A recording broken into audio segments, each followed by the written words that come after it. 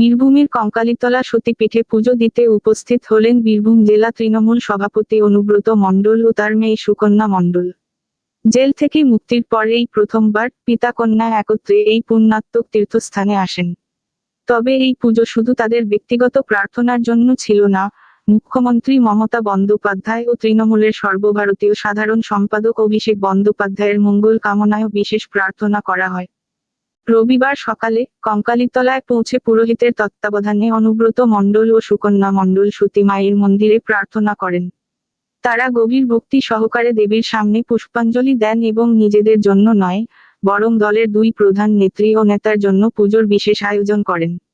মমতা ও অভিষেকের নামেও অনুব্রত প্রার্থনা করেন, যাতে তাদের নেতৃত্বে রাজ্যের কল্যাণ হয় এবং দল আরও শক্তিশালী হয়ে ওঠে।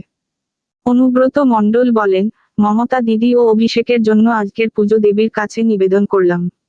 ওনারা আমাদের দলের শক্তি এবং তাদের মঙ্গল কামনা করাই আমার প্রথম দায়িত্ব। সতী মায়ের আশীর্বাদে আমাদের দল আরও শক্তিশালী হবে এবং সকলের মঙ্গল হবে।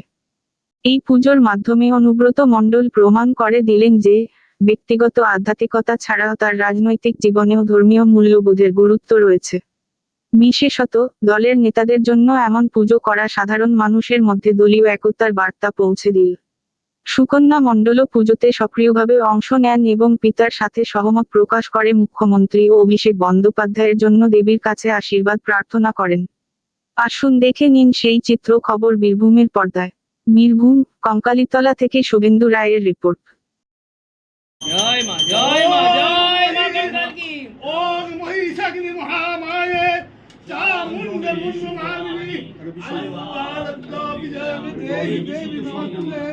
ওম হরে কৃষ্ণ ওম হরে বিষ্ণু ওম হরে কৃষ্ণ ওম শান্তি শান্তি শান্তি সুরায় মঙ্গলার্ধমা।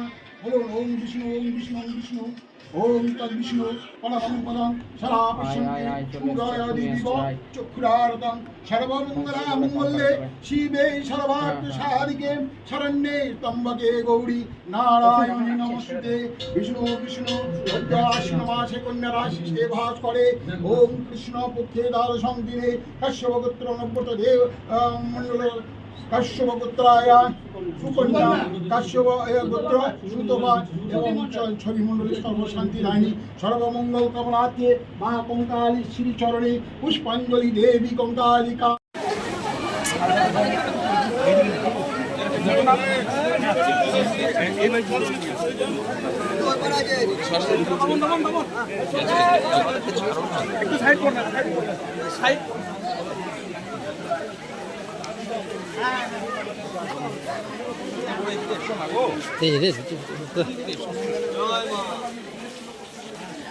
ব্যানার্জি কঙ্কালীকে সেজে ঢালিয়েছে, তারাপীঠকে ঢালিয়েছে, ফুল্লরাতলাকে ঢালিয়েছে।